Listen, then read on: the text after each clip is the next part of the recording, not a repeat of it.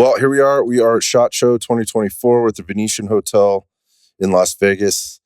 This is going to be my final episode of the week. Probably the most anticipated episode since I've been here. I've got Felix, otherwise known as Redbeard Tactical on Instagram.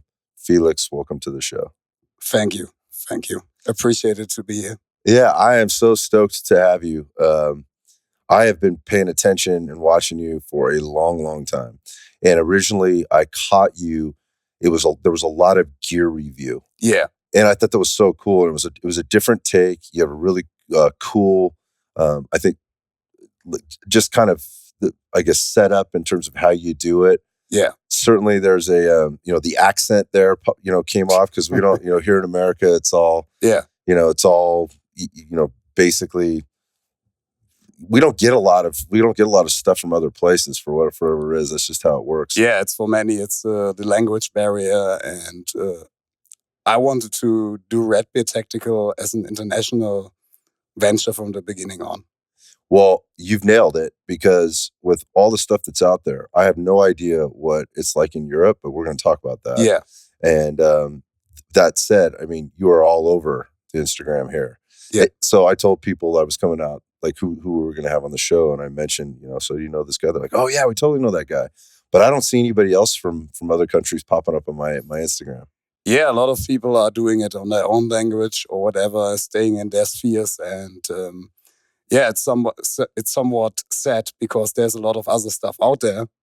On the other hand, like training in Europe is also pretty mixed. It's something. Quality-wise, it's not the same as in the States in many places. But there's some cool guys out there that should do more. Got it. That's at least my opinion to that. But yeah, it's like a hard transition, and many people, I think, just think too small. I think you're right. I mean, I think you're right. The international stuff right from the get-go, and again, the stuff that you're presenting, I want to talk about where did this come from? Like, what drove this? Because, again, just going back, it started with like gear reviews. Yeah. And then it moved into like small unit tactics. Yeah. And you started to talk much deeper about things. And then I got a sense that this guy's been around the block a few times. Like, there's a lot of people that have done gear reviews, and I don't know what the strategy was and kind of you moving the direction you are, but now you're actually publishing books on various things. And I want to dig into all that, man. Okay, that's actually an interesting story. So good. Yeah. Let's hear it. That's why we're here, right? Right. So I started this blog right after leaving the military for the first time. So I left the military and I wanted to do a tactical blog, and it was just basically with two other guys, and we just wanted what everyone wanted, like free stuff. Okay. Reviews. Like, right. We really started with a WordPress blog. Okay. And step before I had two other guys with me. One of the guys got out because we had different ideas. Like the other guy wanted to do something like, like forward operations, like cool pictures, knots, stuff like that. So we split paths, and I focused a bit on the gear. But what I saw, the more I got followers, but also got involved, like how much stuff was actually lacking in terms of knowledge. Mm-hmm. So all those guys participating in some kind of CQB class, whatever, doing basically military stuff, but lacking like basic stuff. And I started with a survey like, what's a staggered column formation? What's a staggered line formation? And no one knew it. Okay. Like no one knew it, and people wanted to know about that. Okay. Then we started with packing backpacks, stuff like that. Then we got the invention from T-Rex Arms. Like T-Rex Arms invited us to Tennessee to talk over kit. Really? Like, yeah. I missed that. Yeah, there's a video out there. I had no idea. So I flew to Tennessee with my buddy Sasha, who isn't here. He's right now at a Siri class in Norway. So he can't attend. We flew there, and what we did was basically just showing up simple infantry kit. Okay. Like stuff no one covered before. How to pack your backpack, stuff like that. Right. Stuff that you have to figure out on the fly when you're there, and just trying to give people some insight. Exactly. Like it was stuff I took for granted simple stuff that's sometimes even just basic training stuff. Okay. And people want to know more about that. Who wants to know? Who is the audience? Like, who was the audience? It's also a pretty interesting topic because the audience started with a lot of responsible citizens, or whatever you want to call it. Yep. Like people just wanting to prepare. Mm-hmm. Nowadays, our audience is like 50% civilian, interested civilian, and 50% active military. Wow. For example, the Warfighting Society from the US Army base in Hohenfels, Germany, they wanted us to do a short lecture on tactics in general, stuff like that. Interesting. So you were just talking about metrics there. Yeah. How are you measuring those? Yeah, I'm measuring the metrics about just the way our followers talk to me. Gotcha.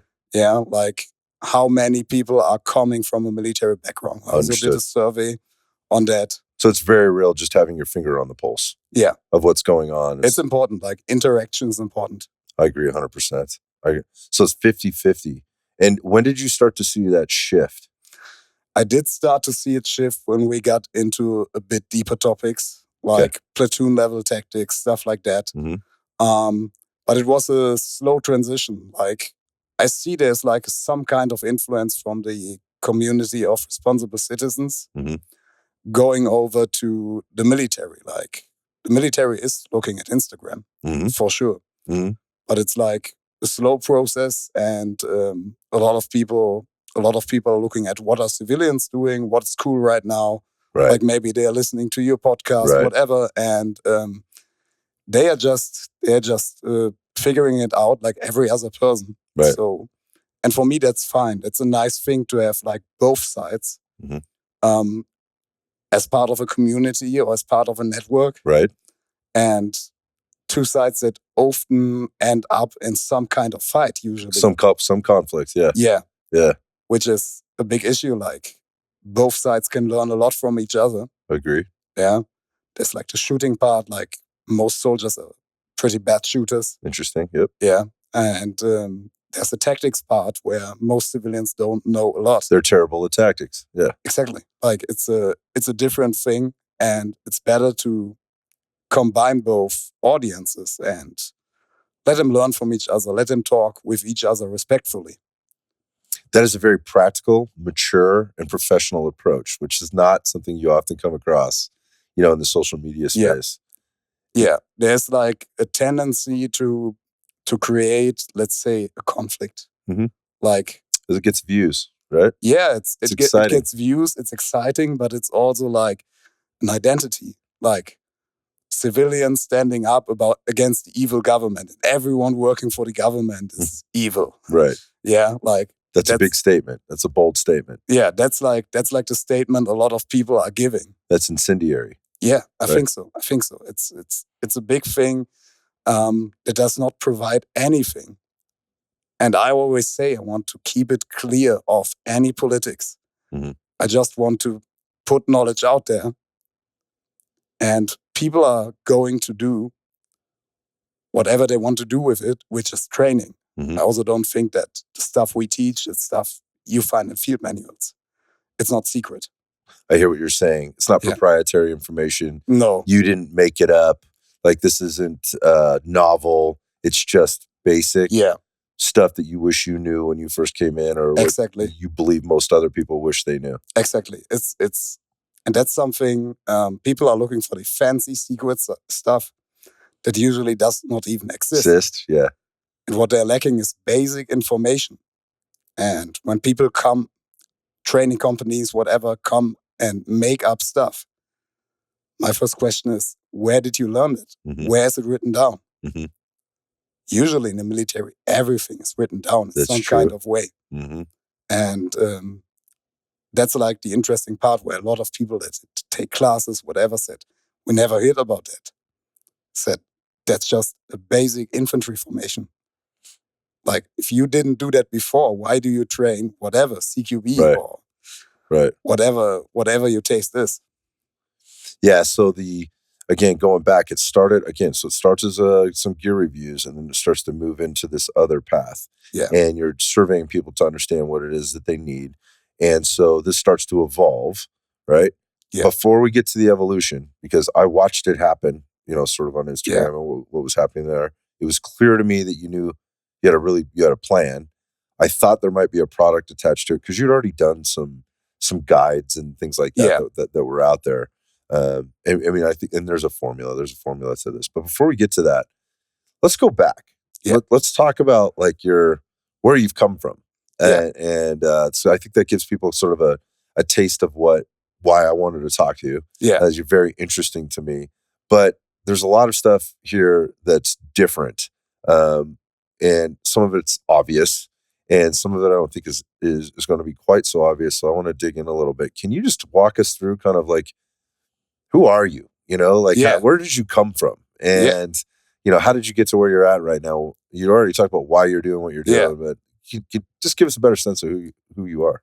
So my background is, let's start really early on. Yes, do this. When I started, so my father was a soldier.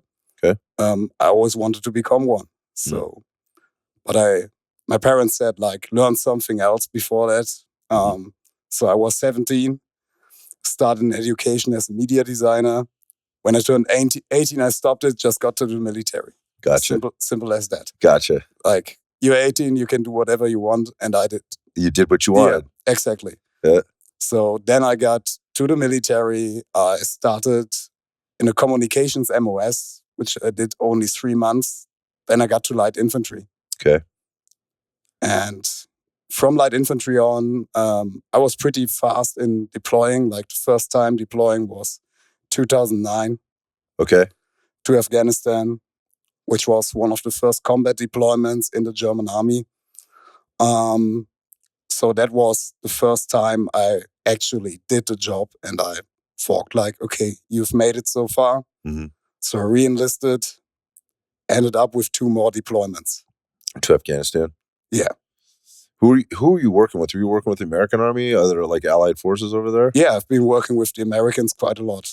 Other countries also, for example, Belgium. Mm-hmm. Yeah, they're also doing a lot of stuff, but mainly Americans. And what was, so when we say in US, we call your MOS, was infantry. Yeah, it was light infantry and later on reconnaissance. Yeah. Got you. So you moved into the reconnaissance piece. How does that transition happen? Was that on the re-enlistment? I want to do that. Oh, okay. I applied. I want to do that. So I did it. Okay. And so help me out just kind of understanding what those units might look like, Yeah. In the German army versus maybe the U.S. Army, which you would have way more insight to probably than me on the U.S. side of things. So can you walk us through, for those people that are listening, to kind of understand how that goes? So basically, the German army structure is the same as in the US. Oh, okay. So it's basically the same. We're smaller, of course, way smaller. Mm-hmm. We have less money. But where I started was an air assault infantry regiment. Back then it was a regiment. From air assault, I got into the reconnaissance asset of that unit. Okay. Which was you can go there, try out, and if it works fine. Mm-hmm. You can stay there. So that was my career path. Gotcha. I got down. Later on, I passed out of service after 7 years. Okay. Yeah, because of an injury. Okay. So I did some other stuff after that, which was close protection, working as a bouncer, really different stuff. Mm-hmm. I had nothing to do with the whole tactical thing for a short moment, aside from carrying a gun from time to time. That was what I was doing, and I'm really grateful for this part of my life because I did see so much different stuff, working as a bouncer every night in front of nightclubs. It was a great experience. You've seen a different kind of violence. Mm-hmm. You've worked in a different way with humans because I got, as I talked before, straight into the military, basically from media school to the military. So I've not seen You haven't integrated into any of that at all. Exactly. And you definitely see another world, which is a good thing. Yeah, I worked that job for a while, and you see all kinds of stuff. Yeah, you do. Absolutely. All kinds of stuff. You see the worst in people. You can see some fun stuff too, but But generally speaking, it can get old really fast as well. It can. Because it's ridiculousness most of the time. It is. Yeah. It is. It's just immaturity. It's unnecessary violence. Right. And you get it every weekend. Yeah, you watch people ruin their lives Yeah. just because they've had a couple too many drinks. Yeah. And they get upset with something. It's often over. Yeah. For the males, it's often over a female, and for the females, it's often over a male. It's just stupid. Yeah. Just absolutely stupid stuff. But I'm really grateful for that time. Okay, so what happened? So pretty soon you got to figure out that's not what you want to do for very long. Exactly. So what happens next? So after that, I got to the active reserve. Okay. Okay. So this works like this is going to work like the U.S. military as well, then. Exactly. Okay. So I got to active reserve, continued, and right now here I am. After some time, I also quit that. Went down to Ukraine to do some stuff. Yep. And I chased this path in my life, because I liked it. So are you still in the reserves? No, right now I'm not. Okay. Yeah. So let's talk about what's happening now. Yeah. Because as of late, that's what I think I mentioned it earlier in the just sort of when we kicked off, just with regard to some of the publications I've seen you putting together. Talk about those, but talk about the goal here and who you're talking to, who you want to know about this stuff.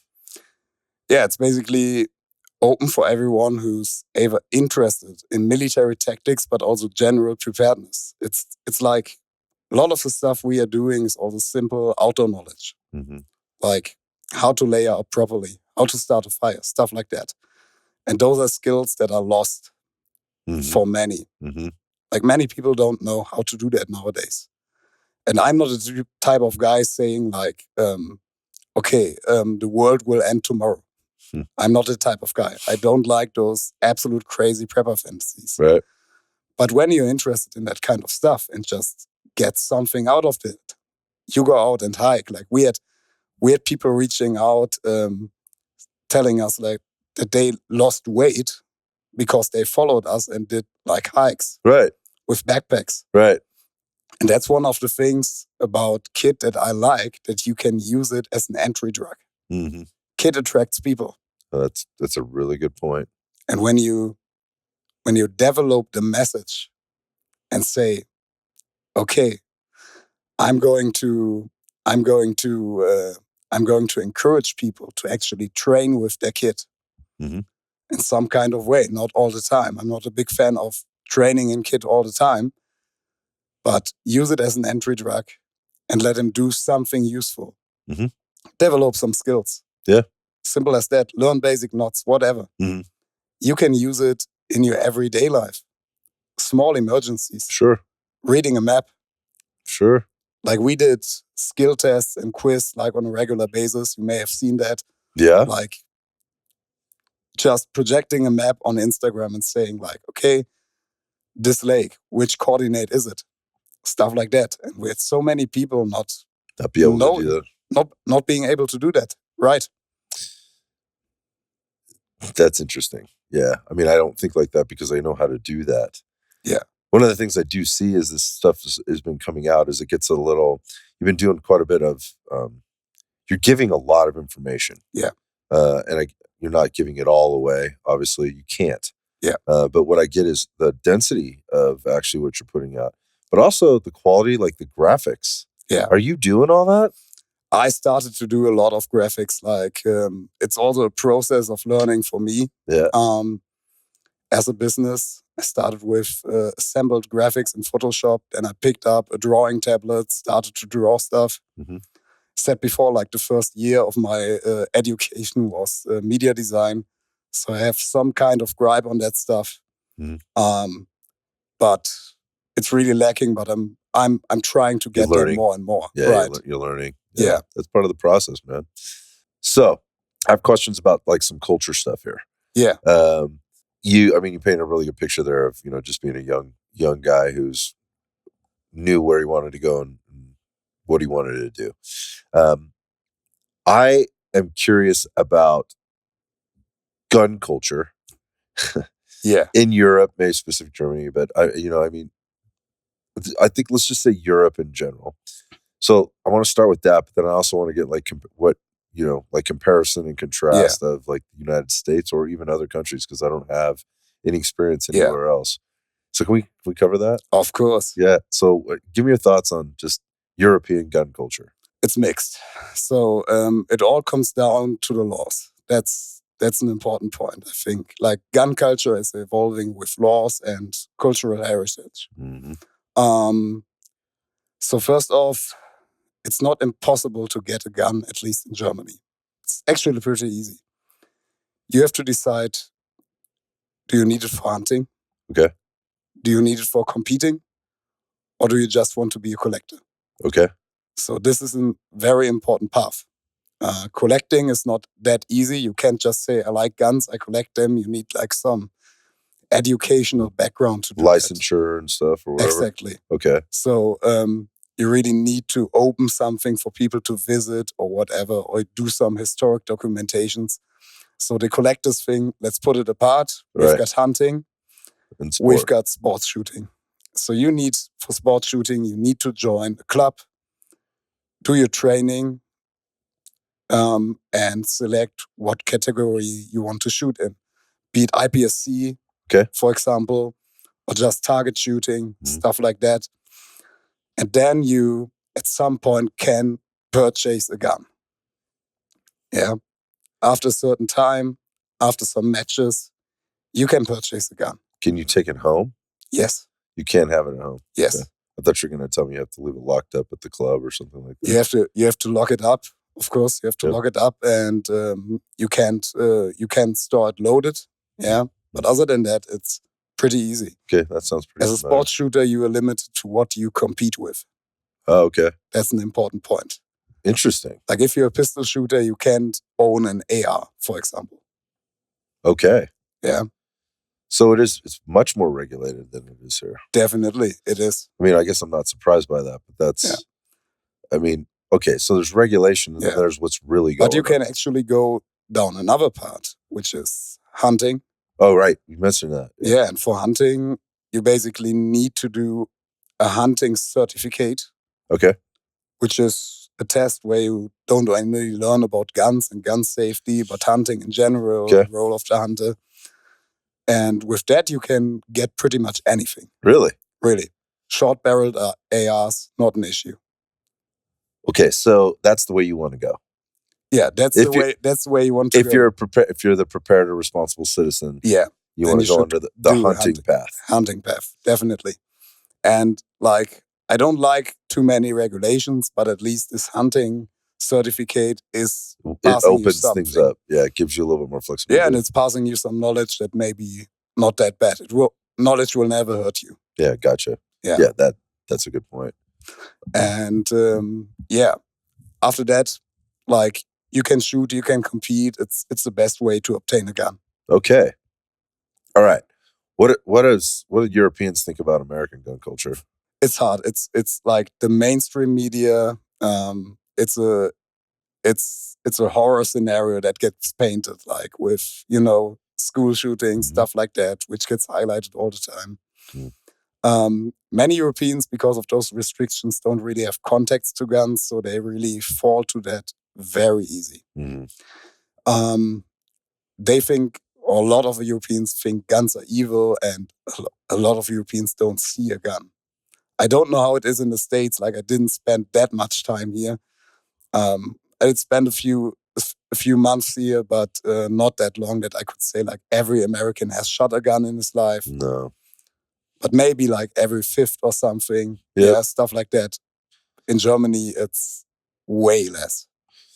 So, I mean, I wouldn't know anything about those numbers, but I can tell you that, regionally, that makes a lot of difference. Yeah. Depending on where you're living in the country, urban versus suburban versus rural, for sure. But also, not 1 in 5. I would say, I don't know, maybe 10% at some point, in their life have shot some type of a firearm, whether it's a BB gun to a deer rifle to, the AR-15 to whatever. Yeah, but it's way more normalized and way more accepted as a part of culture. Yeah, gotcha. So there's a certain distance to guns, definitely. Like, a lot of people think guns are evil. Mhm. That's Same here. Yeah. I know that there's also this movement here, like Yeah. in the States. But I think it's like different. There's in Germany, there's like really that big blockade. Like it's not even like saying guns are completely evil, but it's just strange. He's owning a gun. Like Gotcha. It's strange. He's a weirdo. It's not normal. Exactly. Right. It's not normal. Yeah, that again, going back to regionally, in certain areas of the United States, you're a pariah if you own a gun. Yeah, if you even talk I guess about it. so. In others, they're everywhere. Yeah. Yeah. I mean, it wasn't too long ago they were riding around with them in the back of their truck, hanging on the gun racks in their windows, right? Yeah. I mean, they still do in some places. So yeah, it's just a normal way of life. Depends where you are. Like I've seen in Tennessee, I've seen the whole open carry thing. Like, yeah. Okay, so let's go to world conflict.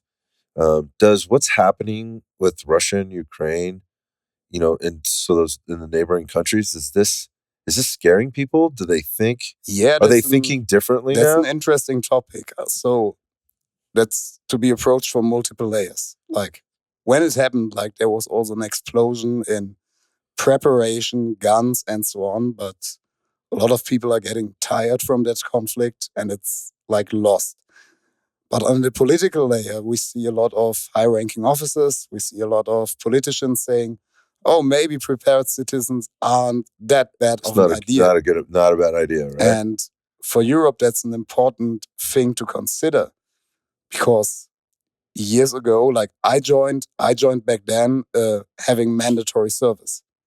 Like I wasn't forced to go there. I wanted to go there, but it was mandatory service back then. Okay. Like we had 9 months of mandatory service. We don't have that anymore. So who's defending that country? Like a small force can't do that. Mm-hmm. Europe still has no united European army. Right. So who are we relying on? The US. It is that way. It's always been like that. Yeah, it's always been like that, like for years, for decades. Like who's showing up, saving Europe? The US. Yeah, it's interesting. I mean, that's what history shows. Yeah. Every time. How does Europe, again, I'm not asking you to speak for every European, but you're going to have a finger on the pulse here. How do they feel about this? Like the fact that we're probably woefully underprepared to defend ourselves if things went really, really wrong. I think a lot of people are concerned. Other people have really fallen away from reality, because you see a lot of Europeans. I know there's also American arrogance, but there's also European arrogance. Okay. Yeah. So a lot of Europeans are pointing at Americans. Oh, you're stupid. You don't have healthcare. You have guns. Yeah. Right. You have mass shootings. Right. But who's doing all this shit in the world? Like, it's America. Right. It's America. Simple as that. Right. If America wasn't there, like Ukraine would be Russian by now. Yeah. Simple as that. Yeah, I wonder, like, when people are looking at it from the outside looking in, for me, particularly, and I don't have the answers to this, but I've had some conversations with some people offline that have actually been over there and done some work there. And, to me, like early on, I was like, look, I feel like, first off, Russia has they don't have a very good track record. No. Like for people that understand world history, they don't have a very good track record. No. They generally get themselves into conflicts that they ultimately cannot support. And they run out of food, they run out of fuel, they run out of gas, there's no morale at some point, and they end up losing a large number of young men and old men in these things, only to go right back to the homeland and to a miserable existence. Well, for the Russians, it's a complicated topic, I think. Like the Russians are built for waging wars of attrition. Mm-hmm. Napoleon failed against that when he invaded Russia. They applied guerrilla tactics. They had the longer breath. They won. Mm-hmm. World War II, Germany, same thing. The superior army, in terms of quality, was the German army. But they Russia had the had a numbers. fucking long breath. Right. and no one is caring. That's the thing that I think most Europeans and Americans don't understand. In Russia, a lot of people aren't caring for the casualties. They don't care. They are watching TV. Wow. State propaganda. A lot of places don't have internet reception. So there's no way to check out Instagram. And even if you could, or Twitter, even if you could, a lot of people don't speak English. So they are caught in a Russian bubble. This was necessary. There are little casualties. And sometimes they don't even care. Wow. Wow, that's tough to listen to. I mean, here's another thing. And I don't know. Like, I don't know what your opinion is on this, but I feel like if Ukraine really wanted Russia out of there, they'd have been out of there by now. With the finance, with the help that they're getting. And I mean, again, the U.S. is throwing billions, was $47 billion, $48 billion now at it. And again, it's like leaving, this is the way it was described to me. I was having a conversation with a buddy of mine, and he's basically like, it's like you drop in a Ferrari, right? And or you're the parents and you leave the Ferrari, the keys to the Ferrari on the table and go, don't take the car, right? Don't mess with the car, don't party at the house or whatever, and then but you leave them this stuff here, and what do you think is going to happen, right? They don't have and by the way, they don't have a driver's license. Yeah. That's exactly what's happening. Like, there's a lot of stuff getting sent to Ukraine, but the Ukrainians have little idea about how to employ that. Like, they are coming themselves from a former communist army with a very different way to wage war, the Russian way. Right. Our stuff is made to end the war very fast, with little attrition, with a quick center of gravity applied.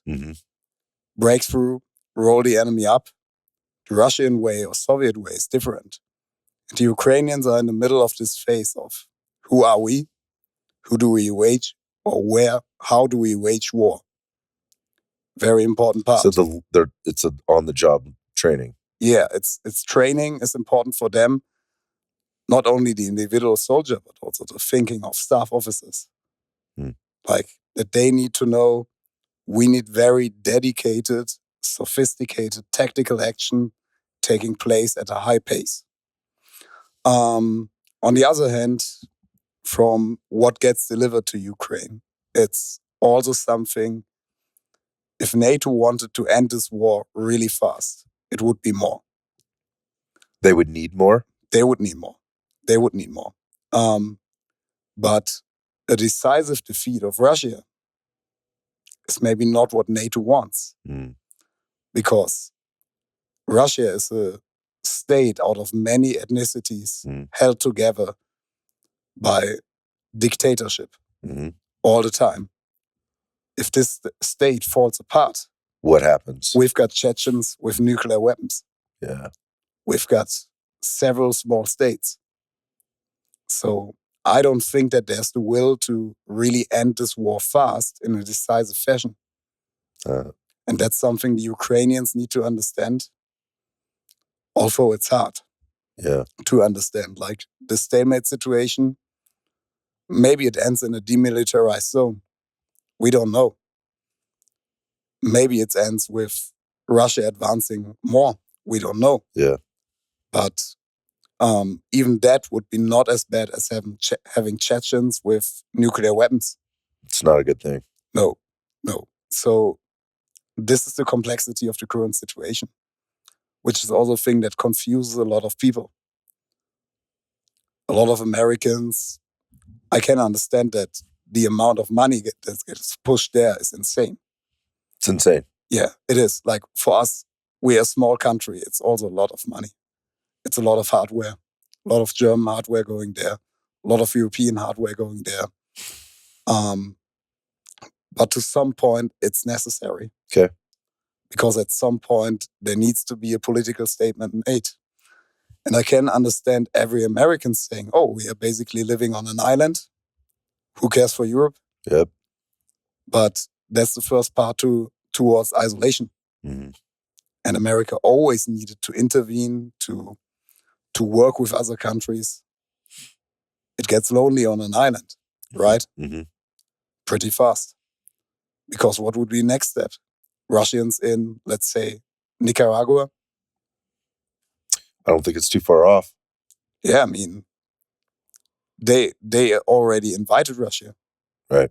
So what's the next step? So being an isolative American and saying, oh, let Europe fall or whatever, let Europe be Russian, that's not the way to go, in my opinion. Mm.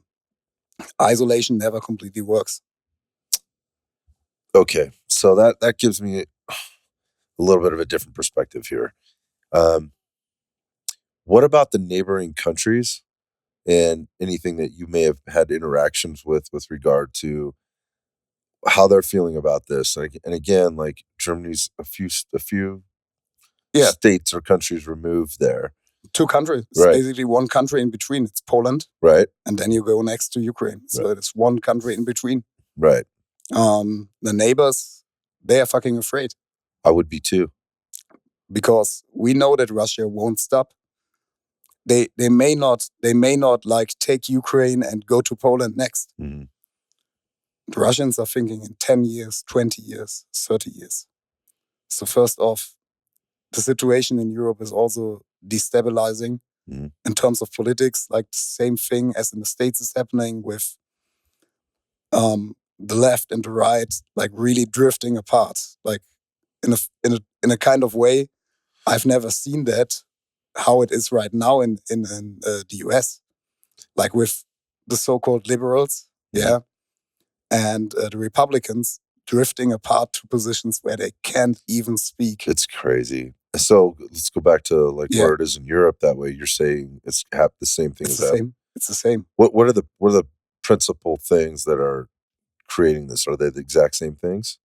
It's the same thing. Like I think it's a cultural thing because we're getting like face-to-face social media, and social media always wants like provocative teases, and there are for sure issues that both sides address that are there. Like there's an immigration issue, and at least in Europe there is one. It's not about those guys that are in Europe and working and are here for generations or whatever. That's not an issue. But I mean, like the refugee crisis could have been handled better. Like I would never say like, okay, you're coming from a country at war, move away. I would never say that. But I would say, okay, you can stay for a certain amount of time. Right, there has to be some right and left parameters. Exactly. And then you can go. And then you can go back. So that's a really important point. And like both failures on both sides get exploited by the other side, and they're drifting apart. Got it. And I think Russia is not sad about that. Oh, I'm sure they're not. Yeah, they're not. Like Russia is not sad about what's happening because right now I feel like both America and the EU are on its weakest point when it comes to moral cohesion.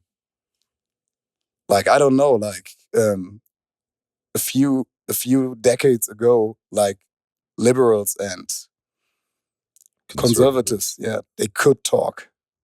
There had been guys like, I mean, he also wasn't the best politician, but Schwarzenegger, for example, who in some kind of way had positions from both sides. You're right about that.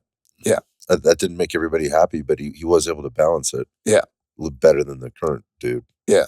So it happened, and politics are related to talking to each other in some kind of way. Otherwise, we just drift apart. I struggle with this one, and just kind of watching what's happening on our own home front and feeling like we're very vulnerable. Yeah. And then I see stuff going on over there with regard to like Poland as an example. And I kind of feel like somehow the US is very, very similar. Like there's these things happening not too far. This is not like doomsday, like conspiracy theory stuff. No, it's not. It's like there's so many stuff that can happen in the US, be it the Balkanization thing, be it really like not tomorrow, not next year, not in 10 years, but maybe an invading force assembling somewhere in South or Central America with states falling apart, the defensive system falling apart. And I think this is also, to close the circle, what's driving a lot of people towards preparation and showing those people the right way to do it, like not getting weird and trying to rise up against the government. Yeah, concoct some story about who's out, the boogeyman who's out to get you. Exactly. Like, that's not the thing. Just be out there, be prepared, know a bit of stuff. Right. Like, it's not that people will, if something like that happens, will get recruited because they have seen the most Redbeard tactic stories. Right. That's not a thing. But as I say, like, knowledge never hurts. And most people, I think, especially in the tactical community, or a lot of people, are not the kind of guys that will be, if something like that happens, on the forefront. Yeah, just slow your roll, bro. Like, I've been to Ukraine, and I've seen those guys that are forming those militia units, volunteer units. Those are guys straight out of jail. Yeah, those are the types of guys I worked with as a bouncer. Those are the types of guys that you see on the forefront, because they know violence. They are pretty well adjusted to that. And those are the guys. They don't know what a plate carrier is. They don't know that. They just tell them it will protect you. Okay, I wear it. Simple as that. And but having a few force multipliers amongst the population is not a bad idea. I agree with you. Yeah. So there's also that stuff, like, I want to try to somewhat normalize that, but we can't normalize that if people are making up weird conspiracy theories. Shouting it from the rooftop? Yeah, shouting it from the rooftop. Such a distraction. Yeah, and saying like, the government is all evil. Like, everyone working for the government is evil. That's not the way to approach this. That's not a mature approach. No, it's not at all, and it doesn't. I think you said it before. It doesn't solve anything. No. Yeah. No, it doesn't. It doesn't solve anything. If you want to train it without any political ideas behind it. Right. You will be way better, and also build up real communities, and don't think about some internet modern Minuteman community that's not existing. Like, go to a fucking MMA gym, meet people, and maybe bring them into shooting. Right. Bring them into shooting. Those are the people you can motivate to go shoot. Right. Those are the people you need, and not having some very isolated personalities. Right.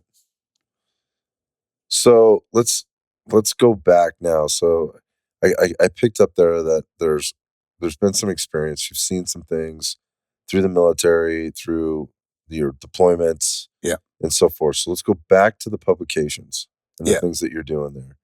And you already talked about who they're going to. Yeah. Right. How is this going? Like, are people responding to this? Are they, they're ordering these things? Yeah. So we started with PDF guides released on our Patreon, and our Patreon did grow slowly because I wanted to build it in a way that everyone can afford it. So $1 is like the entry. You get everything the same as people get that pay like $5. Okay. So you get everything. Tell me what our work is worth to you, and you get it. That's great. Simple as that.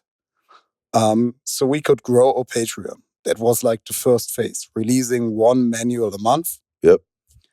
Going forward, the next thing was offering free trainings. That was the thing we started last year. What type of training? Small unit tactics, survival. So we have Sasha, he's an active duty Syria instructor. So we did a survival class for the guys. We did basic fieldcraft classes, stuff like that. So people could get training for free. They could just register. I had a call to look just if they are weird. Yeah. That's like my like a vetting process. Exactly. That's my way to do that. I don't call for any background checks or whatever because I don't know. I can have a guy with a clear background who's still a weirdo. I mean, So I think you said you just do this over a phone call? Yes. Yeah, it's just a phone interview. Yeah. Yep. I know a lot of guys here that do that too. Yeah. Like, just let your gut feeling decide. Why are you doing that? What's your motivation? And just a general gut feeling when you interact. Because I want to do background checks first. But then I remembered that most serial killers had a clean background. Right, exactly. So yeah, that's not the way to do it. At least not solely. Right. There's always like the personal interaction. Yeah. And at the same time, so we invited those guys, set up a training class, which was really well received. Okay. And then the next step at the end of last year was publishing the first book. Okay. Which was Fieldcraft Essentials and our battle book. So Fieldcraft Essentials just carries over the very basics of soldiering. Basic formations, how to name terrain, okay, how to read a map in a very compressed format. And I start to reshape this guide, to expand this guide, to build it to an A5 format, to find the right printer, to find the right printing service. Then we have a laminated battle book, which is more for our professional audience, but also for citizens. Okay. So you can check METTC parameters, you can check pre-combat inspections. It's laminated, so you can remove the marker pen. Cool. It's made for your BDU pockets, so it's a nice compact size. Yeah, people are receiving it very well, and I've been like overwhelmed by the orders. That's great. Because we sold, in the first 2 days, we sold over 1,000 copies. What? Yeah. Wow, that is fantastic. I never imagined that. Like, I remember that moment. I had my laptop on because I usually leave it on without power supply, so it just goes out. And I had my email notifications on loud, and I was just going to bed and was expecting exactly. And I was like, okay, great, that's a demanded product. So we did print them on a pre-order basis, and we finally managed to get fulfill them. Exactly, get all the books out like 2 days before I got to SHOT Show. I just got the last 200 books, shipped them, labeled them all myself, got to the plane. That's cool. 1,000 copies. Yeah. And how long did that take? 2 days.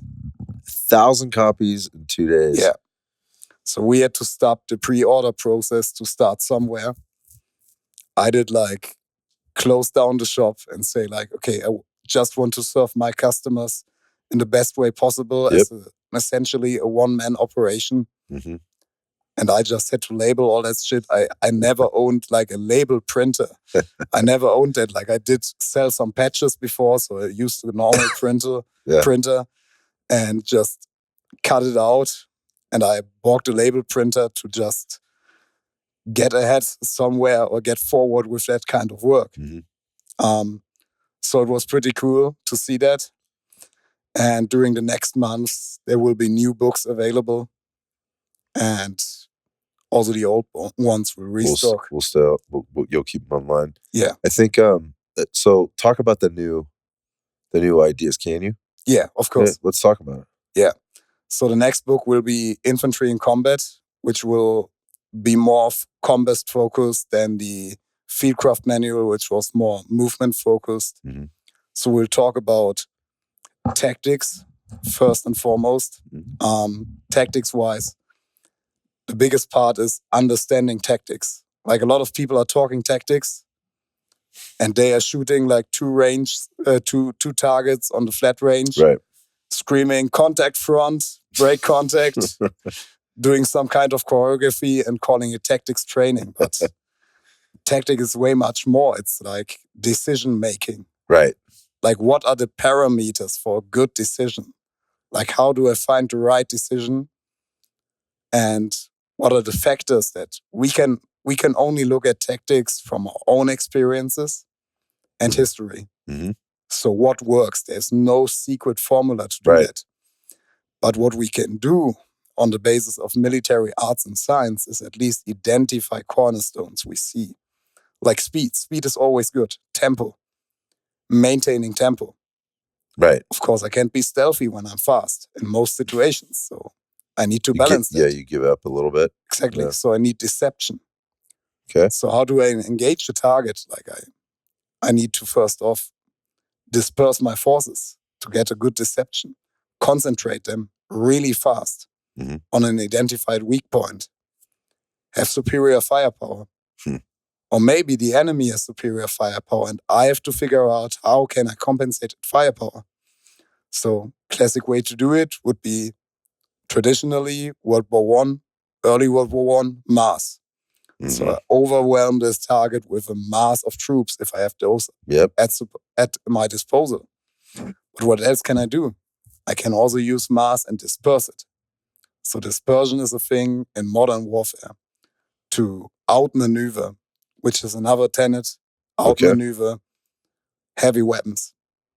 So applying those tenets, deception, firepower, speed, maneuver, boldness, also a big one. So applying those is a key factor we are talking about. So understanding that they are recurring factors we need to take into account, and that sometimes a bold decision is better than non-decision. Yep. Most of the time. Most of the time. Yeah, like otherwise the enemy will overwhelm you with your own decision. And that's something a lot of people don't understand about tactics, that you need to apply them at a fast pace. Otherwise the enemy will come up with another plan. They get a vote. Yeah. And you hear that from all the guys you've interviewed with backgrounds from the army, like Matt, for example, who always says like speed, speed, speed. And it's just that. As they say, speed kills. Yeah. Speed. They say speed kills. A lot of people say that. Yeah. But that's not the thing. Of course, overspeeding it. Yep. And not being able to act control at the it. pace.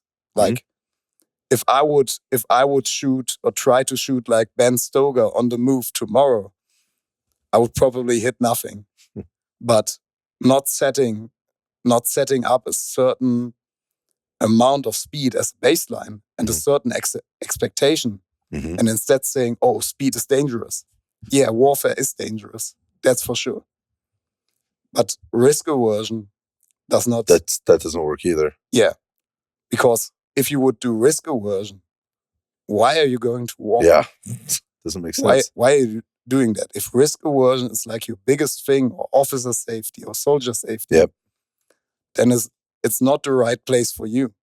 Yeah, everything you should be doing should be focused on that. Yep. And the same applies to the civilian world. When people are asking me like, bug out kit or whatever.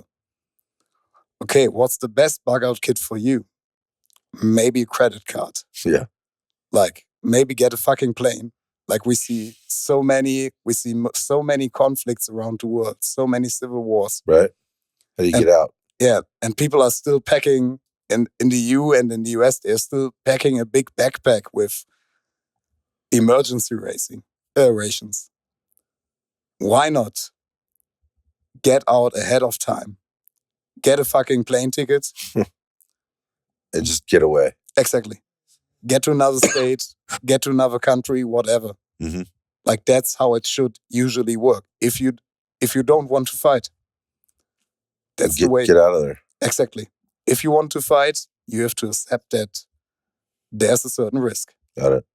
You have to accept that. I mean, that's all very rich stuff, man. I mean, you've given quite the thought, and the way it's being presented here is much different than how you see most stuff being presented again. And it's the way you've used the social media platform to do that is very, very interesting.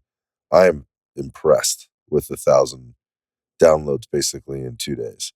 That's not, I mean. Yeah, it's not downloads, it's actually print. Right. Yeah. Yeah. So it's like it's a sale of of this copy, and all the marketing came through social media? Yeah. Yeah. I mean, that's pretty incredible. So, and where are these customers in the world? So I would say 70% are from the US, if not Really? 80. Yeah. 70% of the books sold. Yeah. Are coming, and I assume they're coming from the male population. Yeah, largely male. We have a few females. And are these like military or law enforcement people? There are, but I would say from the books we sold, it's about 20%. Like I can tell law enforcement. I know a few law enforcement guys are also getting into small unit tactics because it's a field in certain rural regions that's of interest for them. I can tell seeing the APOs how many military guys there are. Yeah, so the Army Post Office orders, I can tell that in some kind of way. Okay. But it's also a lot of civilians like getting that. And yeah, the US is the biggest customer for that. Interesting. That's wild. Think like the countries next are Finland. Finland ordered a bunch of stuff because of their proximity to Russia, I think. Switzerland, like the Swiss people are always interested in guns and tactics. Right. Like they had been that way forever. Right. Yeah. So that's why also their weapon laws are different. Right. Very different. Right. Germany, of course, also, but it's like still a small thing in Germany. Really? Yeah, you have to see like when we're looking at this scene or community, it's Europe and especially Germany is like, I say always like 5 years behind the US at least. Like, you know, back in the day when every veteran started coffee companies. Yeah. Yep. That's the phase we have been through right now in Germany. With the gun sales? Yeah, like veteran-owned coffee companies. That was a big thing. Oh, like, yeah. Now all the vets in Germany are doing this. Yeah. That's funny. Like that was like the last thing. Now they're starting this whole knots and skulls thing. So it's always a bit delayed after the US, like many trends. Same goes from stuff that comes from Europe. It's a bit delayed, or trainings are often also like, at least like they are good. Don't get me wrong, they're very good commercial trainings in the EU. Like a guy right here, like Marian, he's like an European champion in IPSC. He was doing like awesome trainings. He's here at the show? He's here at the show, yeah. Okay. He's one of the best shooters in Europe. Okay. And he won like every competition in Germany. Like those guys are putting out the real training, but I never wanted to found like a veteran-owned training company doing some flat range stuff. Or like, I mean, like even a lot of tactical or combat shooting can't be done in Germany because it's restricted.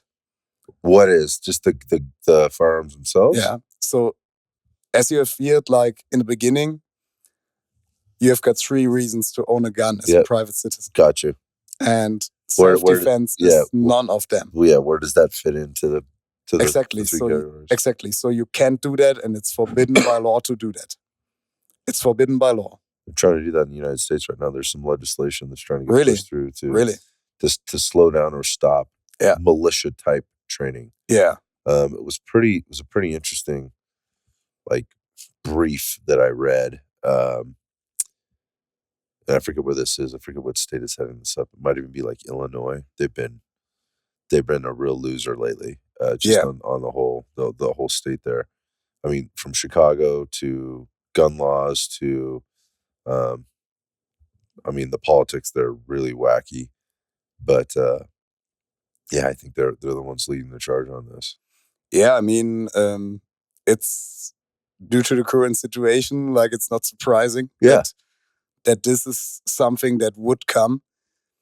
I'm always like a bit split about that because I'm not a big fan of tactical shooting as a thing. Like, not because I don't like it. I don't see the training value of tactical shooting. I don't really see it. So I would say like, okay, good. I don't need to run around at a flat range, scream contact front, but keeping keeping people or preventing people from doing that is not right. Yeah, got it. Yeah, like I'm with you. Exactly. I don't necessarily like it, but it's freedom. Yeah, exactly. Do whatever you want. Yeah, it's not the right way. And you see it in Europe, like people are still driving to Poland or whatever, where that stuff is allowed, and doing like really bad training with bad instructors that are setting up like Disneyland parks, tactical Disneyland parks in Poland. The like camps? Like tactical camps? Like tactical camps. Like you're doing like some Krav Maga self-defense and then you're shooting a gun. Like it's been pretty popular here too. There's a couple of guys that have been running those man camps here too. Really? Yeah, but I haven't seen much of it lately, but it's like 2, 3, 4 days, maybe submersive or not submersive, immersive, experience, if you will. There's a couple of guys, from the fitness industry, / the MMA industry, / like an ex-SEAL or two. They're down in, I'm just going to drop some names. Bedros Koulian, who was basically like a marketing guru around the fitness business here, who then started Beachbody Boot Camps, which is a franchise. He sold that thing, made a ton of money. Damn. Right? So he hangs out with a bunch of other sort of entrepreneurial type dudes. Then he gets connected with, he gets connected with a couple of ex-SEALs and an ex-Green Beret that everybody knows. Everybody knows who that guy is. And you either love him or hate him. His name's Tim Kennedy, if anybody's wondering. And they're doing these immersive, get your ass kicked few days. It's kind of like the echelon front thing that I see. Yeah. I see the Jocko team doing, which, seemed to start out so good. It was just like, okay, these execs, they just need a little bit of a different approach, right? They've been working for these very soft companies for a long time, corporate companies for a long time, very soft leadership. And these guys came in with a new shtick or whatever. But what that has evolved and morphed into, at least from what I can see from the outside looking in, it's weird. It's fucking weird, Felix. It's weird. It's real weird. And so then, going back to the other thing, it's like these guys are going out and they're telling people, if you pay like $10,000 or whatever it is, go for the high ticket item. This goes back to the marketing piece, right? You get 3 days of mixed martial arts and we teach you how to do all the things you need to do with blades and guns. And you get to shoot. And, we get to turn you into a man. And your parachute. Yeah. And you go, we'll take you to the beach and make you get in the cold water and run around in the sand and all this shit. I'm like, wild. It's weird. I see like, as you talked about it, like I see a lot of like interactions or similarities between the fitness industry and the tactical industry. Like it's a lot of making up new stuff to try to keep it interesting. Exactly, to try to keep it interesting. Like, and none of it's good quality. Yeah, everything goes back to the fundamentals or the basics. I think you brought that up before. Like the fundamental, do you really need to be running around on a flat range screaming contact front? Yeah. Right? Nobody's there. Like, Move. Yeah. Right? Or whatever. Look, I never got much into that either. However, I do like having cool experiences, but I will be very objective about the fact that this might be an experience, right? Yeah. That's the point. That is the point. And so I never walked out of anything that I may have been through where I go, now I know it all. And that's like, I think a lot of people, civilians, are afraid of just admitting that they want to have a cool experience or that they are just interested. I agree. Into something. And instead they are making up a civil war scenario or whatever to justify that. It's weird. Isn't that crazy? It is. It's crazy. I don't get it. I can't connect to it. I mean, so here's the thing, because I have good friends that have do this, and I've been through it, and I've had a really great time. So, the CQB experience, right, on team type stuff, and I get like, and it took me a while, but it took me a while to actually get into that at all. But it took me a while to understand that like I'm never gonna do like six-man team. building entries Yeah. and clearing structure.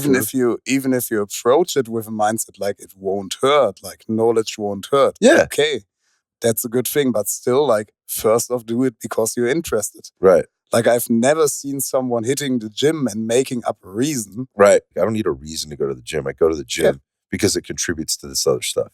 Right. I just go. Yeah. Right. I don't need a reason. I think you have to have a why, right? Why I'm going to the gym. But as it applies, let's get into this. You don't make up a scenario. There you go. You don't make up a scenario why you go to the gym.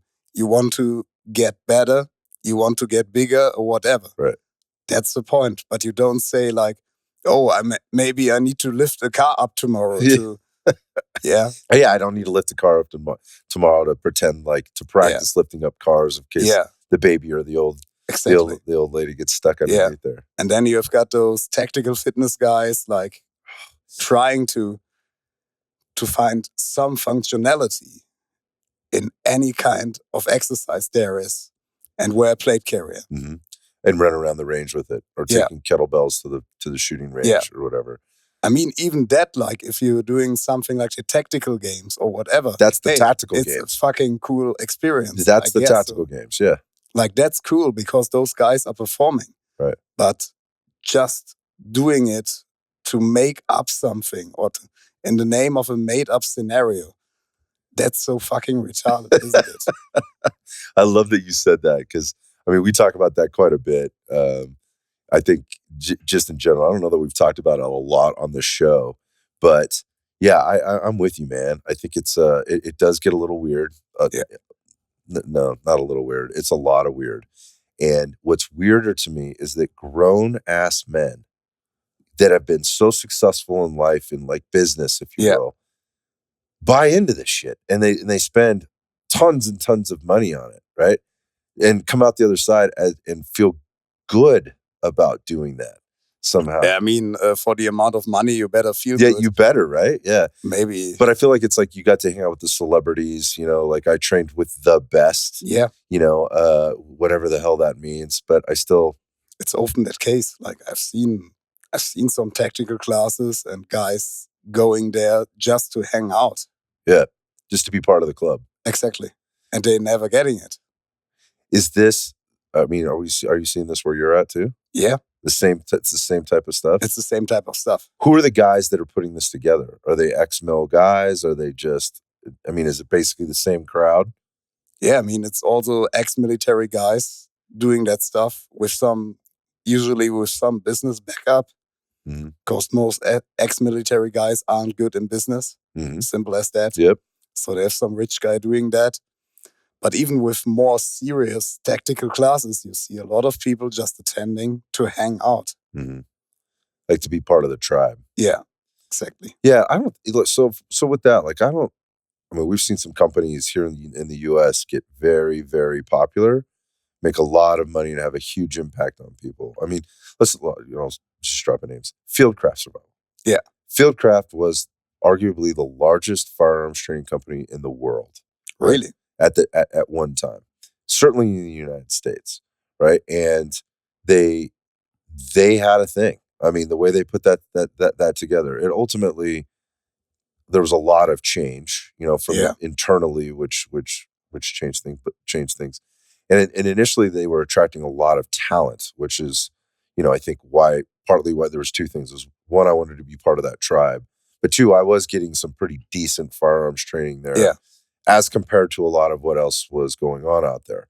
And then inevitably things break up a little bit. People go do their own things. And a lot of those guys that were there have now left and they're doing their own things and they're thriving, Yeah. They're doing their stuff. And that was the talent.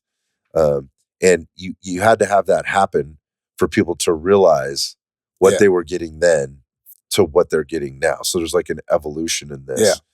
Yeah. I don't know, because you pay attention. Is going back to the 5 years behind thing. Yeah. Is Europe 5 years behind? Not at that scale. But we definitely see like some change in training culture. We're seeing it, but right now it's still at the point where you get like training companies with a cult following. That's the point, like right now. You've got a cult like following Had got guys that want to hang out with certain people because of the background, be it real or made up. Most often it's made up. Right. Yeah. Or we're writing a past resume and still trying to be the same guy we were. Exactly. For the first, or from 18 to 35 or whatever it was, and now they're 45, and it's kind of sad. Yeah, it is basically completely sad, because if you are building your personality on something you have been, it won't work out at a certain point. At a certain point, you will be the old guy knowing nothing else. And you, of course, you can get in fresh guys. But even in that case, it's hard to keep track in this case as the CEO. So those guys may split apart at a certain point. Yeah, I think that's what we saw happen with some of these other companies. Yeah. Let's go back to the fitness piece, because fitness is something you're really into, and I've even heard you talk about it, on your, you're staying in great shape. You put on quite a few pounds of muscle since the last time.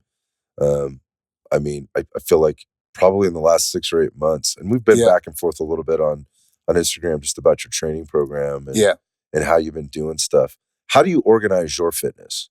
And let's just talk about training. How do you organize your fitness to stay fit, be ready for kind of anything if you needed to get out there and do it again? What do you I just basically train, and I train really old school. Like I train with a high repetition count, high weight. I don't really count repetitions, just let it be a lot, like 30 to 45 minutes. And so I've got phases where I do a lot of cardio. I actually come from an endurance running background. Oh, is that right? I did a lot. I did a lot of endurance running back then, a lot of competitions. But at some point, I just felt like I need to add some weight, which I did before. And what happened like during the last 6 months was basically the real muscle memory. Like it just came right back. It came right back. Like a lot of repetitions, a lot of food. And I think I don't need to justify my training with a tactical fitness routine. Right. Because I'm getting stronger, I'm getting faster. Boom. I don't need to do it in a plate carrier. Simple as that. Right. And I really stick to a lot of like really, old school bodybuilding, fitness techniques. Lots of reps, lots of food. Like the eating is the hardest part. Right. Yeah. How many calories you putting down a day? Today, not enough, but usually it's about 5,000 calories. Wow. Yeah.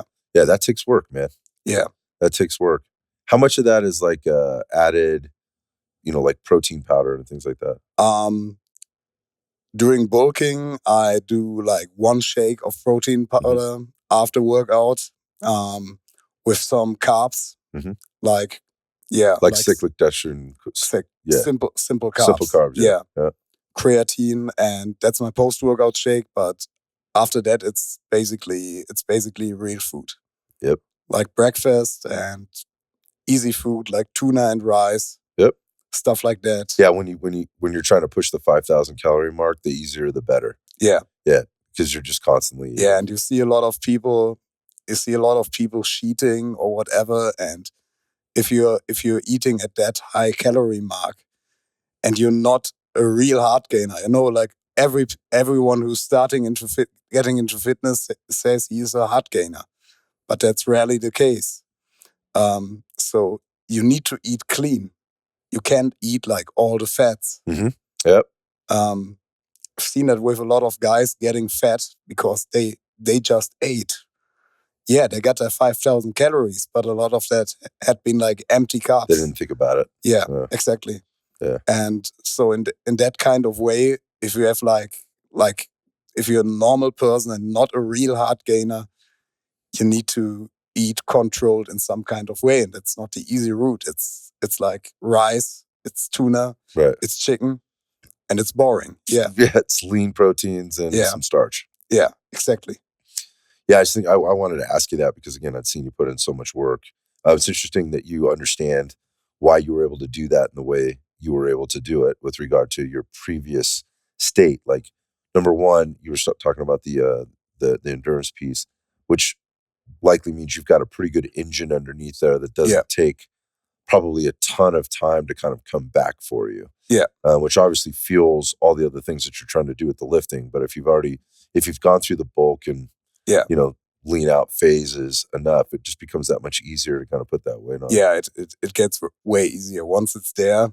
And even if you lose the muscles, they come back. Yeah. And the same goes for the cardio performance. Like, I never had like really big issues if we're not talking competition level to keep my cardio up. I'm still, so I've gained like 14 kilograms, and I still run almost the same pace. I still can run 4 kilometers with what each kilometer under 4 minutes. So, wow. So that's possible. Yeah. So that's impressive. But I think it also speaks to what it does is it speaks to what I just said, right? Yeah. That engine is there. Yeah. There's going to be a point of diminishing returns in terms of like how big you get, right? And you're going to have a really good understanding of what that means. You're going to get there, and because you track and you do the cardiovascular exercise or the running, you're going to know like when that time starts to drop or when it gets that much harder to get to there. Yeah. You're noticing is blood pressure. Yeah. Like blood pressure when you're gaining weight, you notice it's not really harder, but it's a different feeling, and your blood pressure rises pretty fast due to the liquids retained by your body. Whatever. I'm not a scientist, so but you've done it before and you understand how it affects you. Exactly.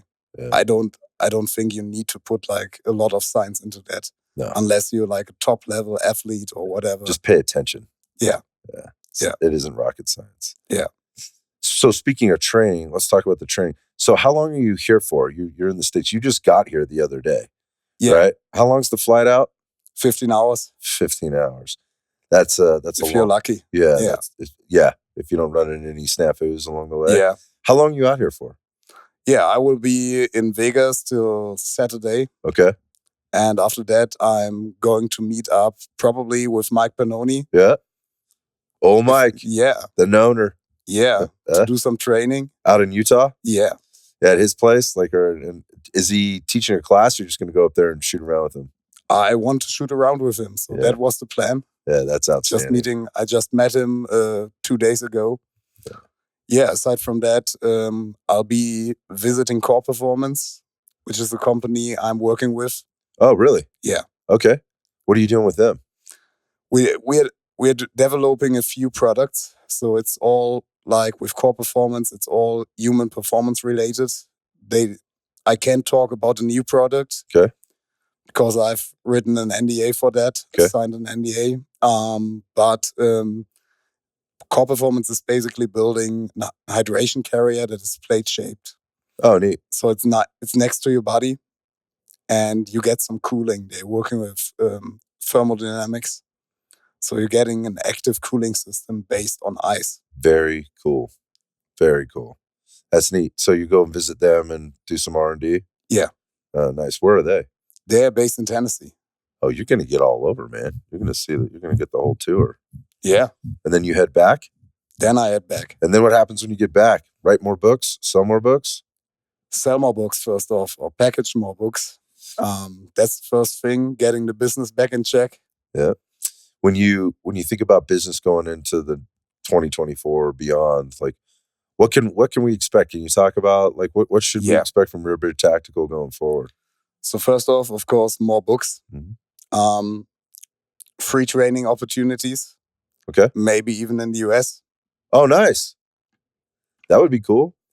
Yeah, the overall plan is to move to the US at some point. Like, really? Yeah, I mean, it's a better place for me. From a business perspective? From a business perspective, but I also love the US. I love to visit the US every time. So it's a great place for me. It's better in terms of the firearms laws. It's funny you should say that, like, because I live in California, so just don't go there. Yeah, you're living there. Yeah, we're making it work. Like a lot of people want to talk trash about California, but there's a very strong shooting community there. Even the best instructors in the country will tell you when they go there that they're very impressed with the shooting community. There's a lot of USPSA shooting going on, right? It's got more USPSA shooters than any state in the union. Yeah. I did not know that. That is a fact that I just found out last night. That's something, like, as we said before, about prohibiting tactical training, like, despite us both not being for it. Right. I think that's something that's actually, like, spawning some kind of reason with people. When they're a bit more restricted, they can focus, like, on the real basics. Yep. Which is, of course, not the intention of the people that are setting up those laws. Right. And doesn't make those laws better, but it's an interesting side effect I observe. That's a very good observation. Yeah, you're right, I guess. People need a reason to go out and shoot rather than just go shoot. I mean, I think it's okay to want to have fun, right? And have the experience and go compete and those kind of things. And you can't build skill. That's an interesting observation. So yeah, California, we have some pretty restrictive things going on as compared to the rest of the United States. And, California seems to always lead the way in terms of legislation that is going to make that harder and harder. Yeah, rival-wise, it's worse than in Germany. Is that right? You have detachable mags for your rivals? No, we don't. Yeah. So we have it. Yeah, is that right? So we can also get, with a hunting license, a short barrel to rival. Yeah, that's what you mentioned before. So yeah, I mean, there's all kinds of wacky things. Yeah. But I tell you what, the good, responsible American citizens that happen to live in California have figured it out. Yeah, and hopefully. And they'll continue to figure it out. There's a lot of button pushing going on right now. And what's interesting, this is an opportunity to kind of talk about this. I think this is the time where we need to be going back to the not being divided, the coming together. Yeah. And very specifically in California for what's going on. I mean, there are a lot of factions. I mean, here we are at SHOT Show. This is a very interesting industry in terms of the tribes and the factions and the stuff that happens here and between companies and whatever else. But when you look at the consumer on the ground, they take a lot of cues from what the industry quote unquote leaders or manufacturers or big brands say or do. And I think those manufacturers or brands need to be a little bit more responsible in terms of how they're doing business or talking. And then also at the same time, the consumer needs to be a little bit more responsible in looking at what is and what isn't happening with some of these companies. That's the thing. Like, there's always the talk about responsible citizens, but I think a lot of citizens are forgetting the responsibility part. Yeah, you're right. I mean, particularly when it comes to supporting other small business, and the fact that if you don't do that, you're going to wind up with only the big businesses left. Yeah. And those are the same people that are going to take your money. They're not going to care, right? Exactly. And they're the ones that are going to ultimately be influencing other laws down the road and along the way. I mean, they already are. We saw this happen with Daniel Defense just a couple of years ago, with regard to their quote unquote cooperation with the ATF. Yeah. Look, I can't. They're their own business. It's America. You do what you want. But as a responsible, law-abiding citizen who believes very, very firmly in the Second Amendment rights, I can't get on board with that. And as a result, I'm not buying a Daniel Defense. Yeah, okay? That's the right way to approach it. That's what I think.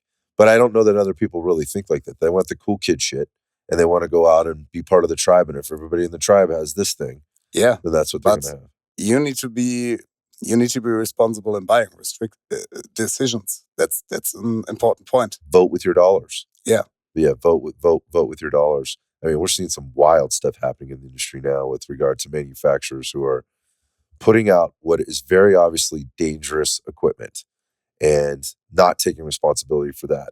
And they haven't even said a word. I'm not going to say the name. People that know,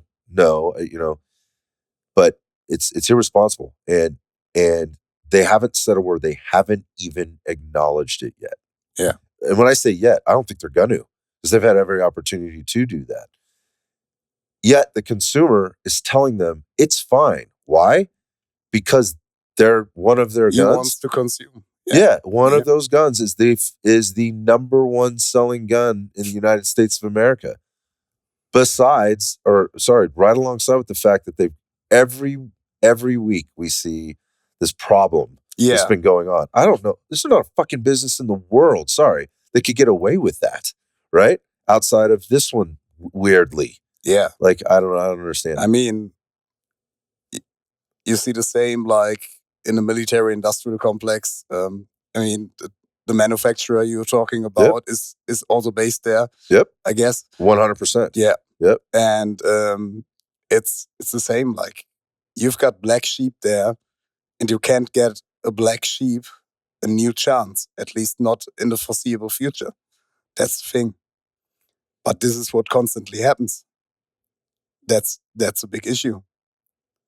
Yeah, I think it's a huge issue, and I think that going back to the responsibility piece, like, that is what's going to bring the community together a little bit more, and them talking to the consumer, talking to the manufacturer, and again, voting with their dollar, telling them with their dollar, and just not accepting this. It doesn't mean you have to hate them, but there needs to be a responsibility. There's responsibility either. Yeah, there needs to be an echo.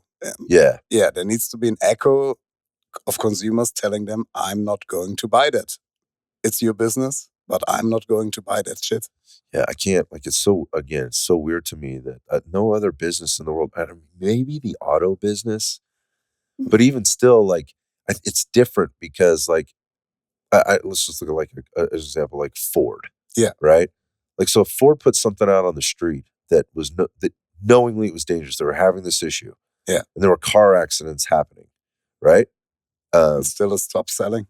Yeah, and it was still top. I don't think the American public would support that. I think they would say, you can't. We're not buying your product, and I think the government would get involved. Yeah, like, just, you cannot sell products that blow up in people's faces, or the wheels fall off while they're driving down the street. This is not okay. That's the weird thing to me. So maybe the auto business even the auto business couldn't get away with this. No, it's wild. I think in this case it's also because what we're in is still a niche industry in some kind of way, and also the media would never care for the average gun customer, for the average car driver. Yes, because it affects everyone. It's part of the infrastructure. Yeah, and also the average gun buyer is a consumer first and foremost, and we see so many people just wanting the newest stuff or the hottest stuff, not considering where it's from. And I'm not even talking about stuff like Holosun or something being made in China. I mean, they're open about that. It's not a secret. Yeah.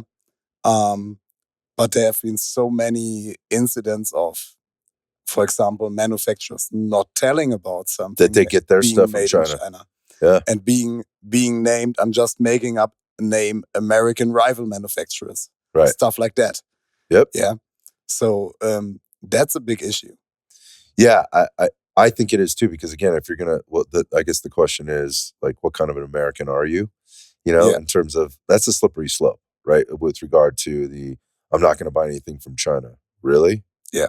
Or I'm not going to buy anything from overseas, specifically China, because all those comments that I see you writing that on, that device was made there. Like, that bothers me. Going back to Holosun, I initially that was a concern. But I love this stuff. But so that's the thing. You know what, though? It's proven out. I love what they're doing. Yeah. They're disrupting the industry. Yeah. Right? Because I think the other guys that have been doing it for so long. I mean, when you look at those other manufacturers have been doing it for so long, and they've had their issues, right? And they haven't really had to innovate, and they haven't had to stay on top of their game. Yeah. Now a company like Holosun comes along, and they're going, yeah, our stuff's made in China, but you know what? We are throwing out 3 products this year. Simple as that. And next year we'll throw out another 3 products. And we're going to keep doing this, and people are going to keep buying them. Yeah. And again, that will eventually catch up in terms of taking market share. Yeah. And those optics, they're getting a lot of more rugged, and even like, they're figuring it out. The 508 or 509T or whatever, they are damn rugged. Yeah, that's what I've been told. I don't have any, but I will. Yeah. I will after this show. We went by that booth the other day. But I walked into that booth last year, Yeah. and they had 2 booths here last year. Yeah, I remember that. Yeah. I mean, so think about that. Like, SHOT Show's a big deal, right? And some of these booths are massive. You think about, I've already mentioned the aforementioned Daniel Defense and things like that. When you go down there, some of these major companies have these, outrageous booths. They're impressive, right? They're impressive. It costs companies a lot of money to they do don't this. like. I've talked to a few that I know personally, and they said like, we don't compensate that in one SHOT Show by the sales generated there. Yeah, it's about being seen. Mm-hmm. Yeah. There's no return on investment there, right? Yeah. But my point is, going back to Hollison's, they're all in. They are all in right now. They're going hard. So yeah, and I think that's good because it keeps people on their toes. But again, the consumer ultimately is going to tell the companies what they want. But I guess the call to action is, consumers need to be more responsible about how they're making those decisions. And part of one of my missions this week was getting together with some of the smaller companies, maybe smaller manufacturers, let's say mid-level, manufacturers, to get the word out and talk about the industry. Some of the folks, I mean, you're actually echoing a few things that I had a conversation with. I believe it was Steve Fisher the other night, and then Aaron Cabrera from Cobalt Kinetics. What's that? Gabe. Sorry, what did I say? I said Aaron, not Aaron. Aaron's the owner. Gabe's the president. I had Aaron on last year, but sorry, Gabe Cabrera. We were just talking about like those mid-level companies and coming to an event like this and how much money that costs them, and does that make sense for them? And does SHOT Show, is that really the right place for them? Because these are the companies that are actually out at the range days, in the shops, talking to the consumers, hosting free range days and things like that. They're doing the hustle, so that they can put things together, and they have their finger on the pulse of what's going on. So if something needs to be fixed or something needs to be changed, they are on top of it. They're also, some of them are growing at breakneck speed, and there's growing pains associated with that. Yeah.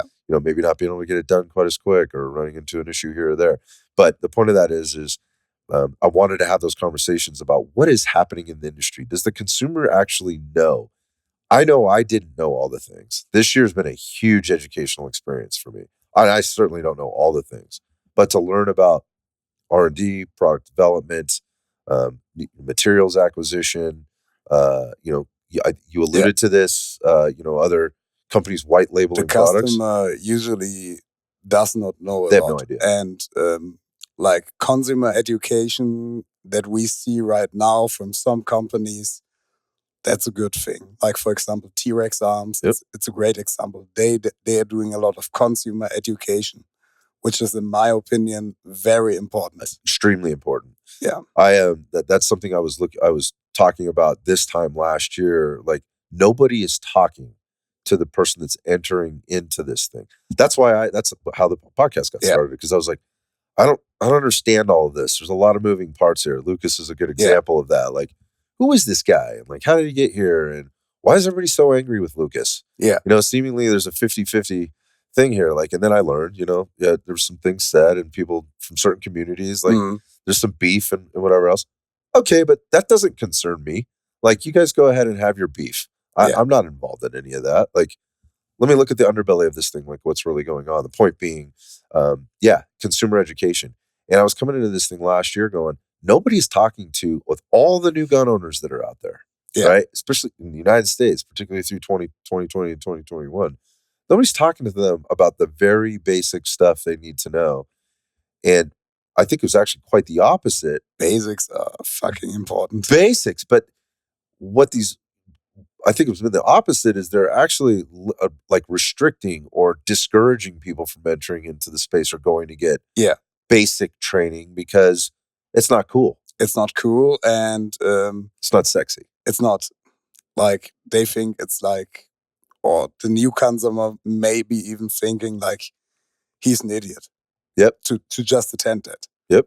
And especially if there's like almost no requirement to get a gun, maybe the first thing you want to figure out is how does the gun work. Right, 100%. Like, I've seen so many gun owners that couldn't describe, or even soldiers, a lot. Like, what is that? Is that a piston rifle? What is a piston rifle? Right. Yeah, they didn't know. That's my first thing that I do when I do rifle training in the military, with the military.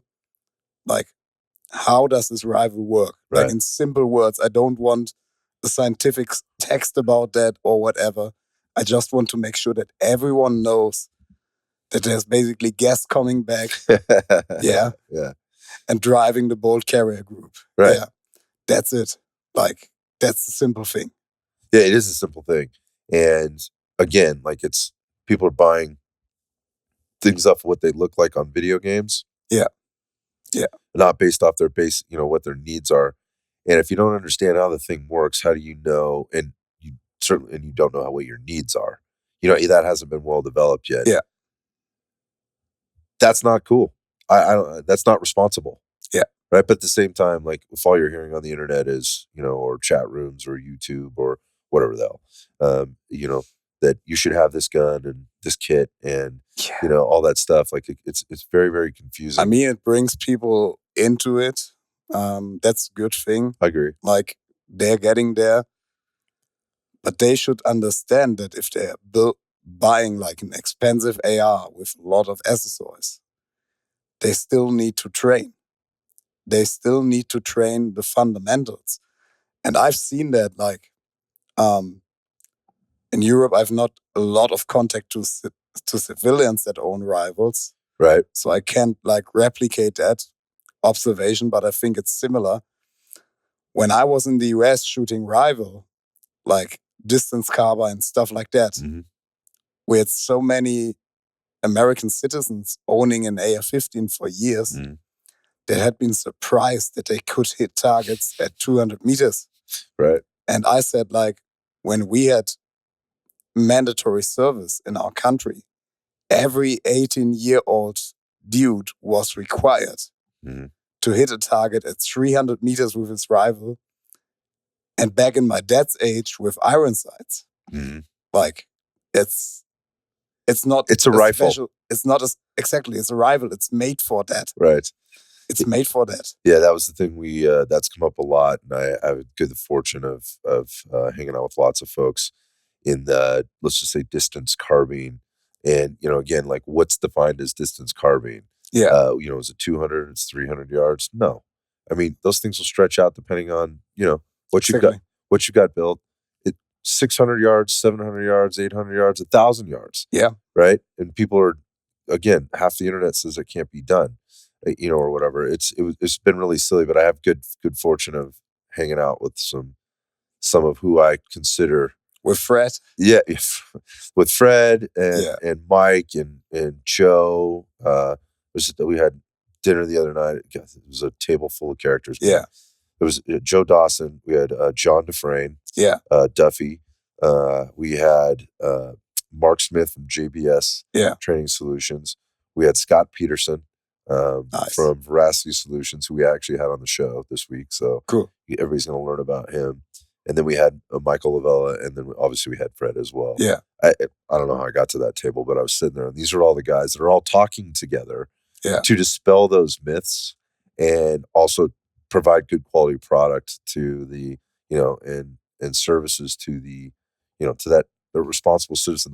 People are not understanding that concept right now because it's so far away, and they're first off thinking again about the scenario. Like, oh, will this bullet be lethal at this distance? Mm-hmm.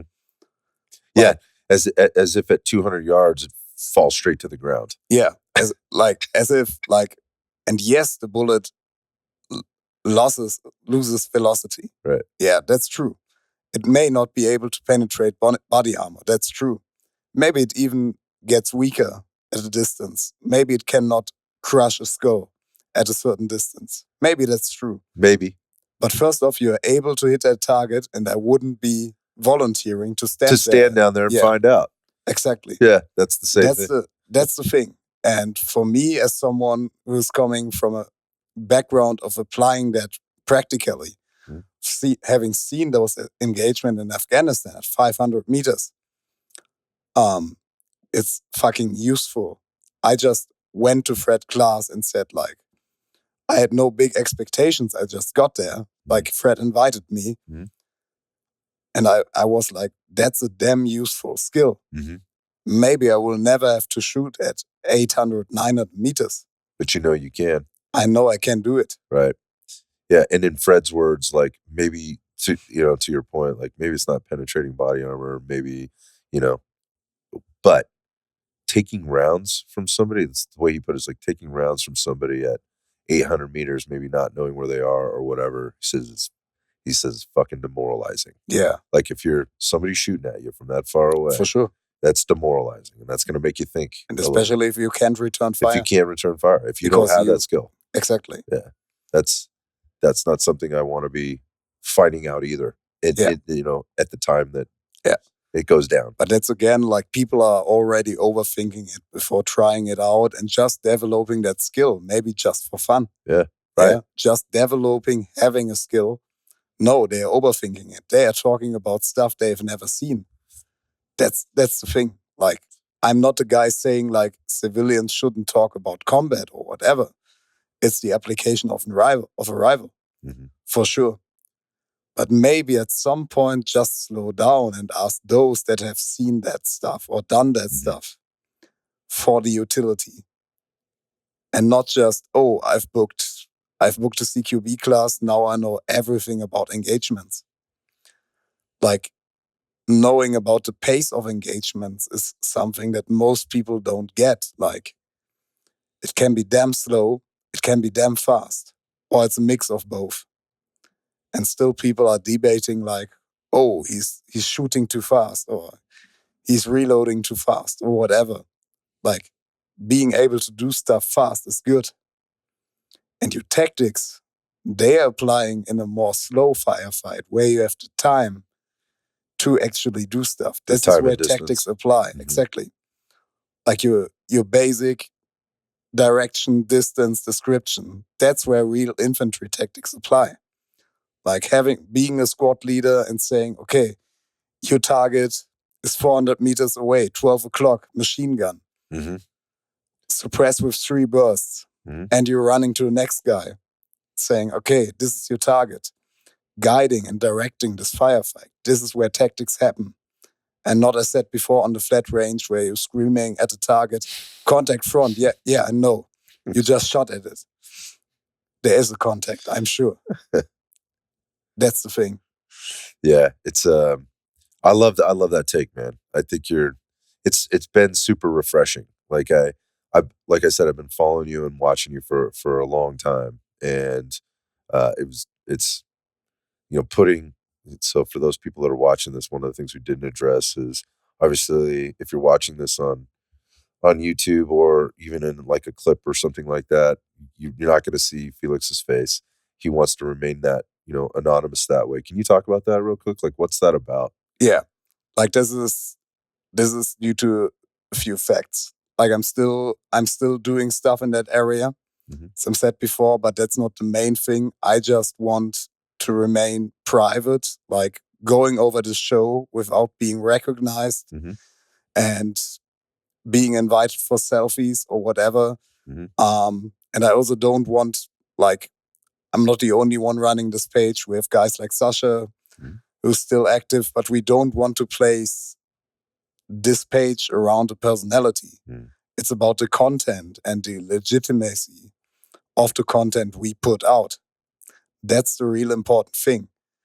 And making it a personal cult around a single person or 2 persons, that's not the way to go. That's not what we are about. We are about delivering information first and foremost. That's the thing we are doing. And the quality of the information and not how it's packaged should be the most decisive factor. I think that's probably a really great place to wrap it up, man, because that is, I guess the term would be, you're not trying to be famous, right? You're just trying to leave the world a better place, and I'm just help trying to people. provide a service. Yeah. Like I don't want to be a famous dude or whatever. I just want to sell books and give people something. It's pretty simple. Yeah, that's the thing I want to do. Well, keep doing that, because I've enjoyed it. I've gotten so much from you over the last 2 years. I mean, there was this, and the amount of time and effort you put into stuff. I think the last one I saw before we came out here was you went through this. The storyline was full of like boot reviews. Yeah. Like, it was awesome. Like, you basically gave like I mean, there must have been 25, 30 pairs of boots. Yeah. People were sending you stuff, maybe like they were sending you. Yeah, we did a survey. That's a thing. Is that how that went? It was a survey. Yeah. Can you talk about that? Yeah, that's something we do like every Friday. Like we are suggesting or talking about a certain piece of kit, and we're just asking our followers what they are using. And maybe I know that piece of kit. Maybe I have used it, or I'm just writing what I call my unqualified comment. Right. But mainly, people are supposed to see, okay, that's something that's out there. That's another product. That's something that could be interesting. Mm-hmm. So, because I will never be able, and I'm also not motivated to review every product in existence. Right. So, impossible. Let's just make our followers suggestions of what they like. Mm-hmm. Yeah, and give them some feedback in some way or another. That the way you engage folks, and you mentioned that earlier, just with the importance, that you see in that really stood out to me. I was like, you guys are really putting in some time and some effort right now. So, and it's very clearly a business, very professional. Yeah, thank you. Yeah. Like that's the direction we went at some point. Like the business aspect, like as said before, first off, we had just been dudes trying to get some free stuff, doing reviews, like half-assed. But yeah, after that, there was this mission for us, which later on evolved into a business. It's certainly, you can see that. You can certainly see that. And I hope everybody listening to the show has a better understanding of what that business is now and kind of what you're doing, who you are, the people behind the business. That's why I do these shows, is to give people more information, just like you, to help them make better decisions about, maybe it's the health and fitness stuff that we do on the other part of the other side of the house, or, just meeting the characters that are out there. That's something like, even if it's the health and fitness stuff or whatever, if people are benefiting from that, are getting motivated or inspired to do something, that's great. That's the mission. And it's the small stuff. It is the small stuff. We try not to make it too complicated, much like you. Try to keep our finger on the pulse of what people want to hear or want to see, in terms of being talked about. I think that's important versus being fed what you want to feed them, or what you want to sell them more specifically. I mean, it is a business at the end of the day, so there's a little bit of that, right? Yeah. But at the same time, I think you got to respect your audience, your listener, your customer, and take care of them, because ultimately they're the ones that are taking care of you. Yeah, it's, as I call it, a mission-based business. I never forget the mission I've set for Red Bear Tactical, which is informing in a qualified way. Mm-hmm. And if I have nothing to say at some point, or to some topics, like that's a good example, I'm doing a repetition. Mm-hmm. Because maybe I'm not more knowledgeable in that stuff. Mm-hmm. I have nothing more to say to the topic, so I'm doing a repetition. Mm-hmm. That's something we did a lot with tactics. Mm-hmm.